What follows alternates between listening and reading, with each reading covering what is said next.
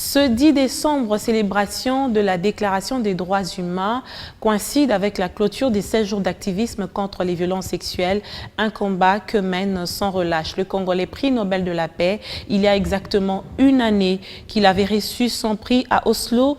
Je vous propose un condensé de son parcours dans ce reportage.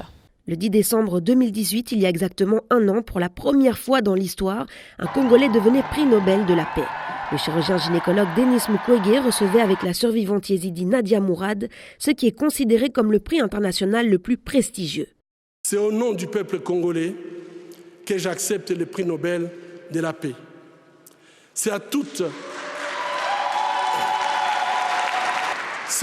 les victimes de violences sexuelles à travers le monde que j'ai dédié ces prix. Le puissant discours qu'il a prononcé ce jour-là est entré dans l'histoire, mettant en lumière la violence inouïe que subit le peuple congolais depuis plus de 20 ans aujourd'hui. Je viens d'un pays le plus riche de la planète. Pourtant, le peuple de mon pays est parmi les plus pauvres du monde.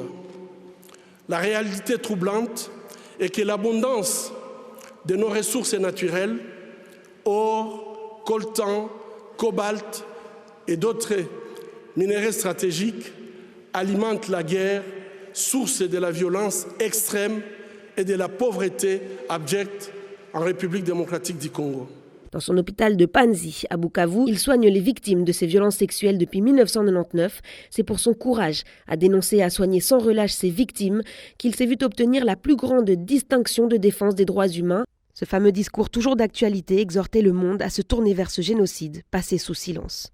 Ce qui s'est passé à Kavumu et qui continue aujourd'hui dans de nombreux autres villages au Congo, tels que les viols et les massacres à Beni et au Kasaï, a été rendu possible par l'absence d'un état de droit, l'effondrement des valeurs traditionnelles et le règne de l'impunité, en particulier pour les personnes au pouvoir.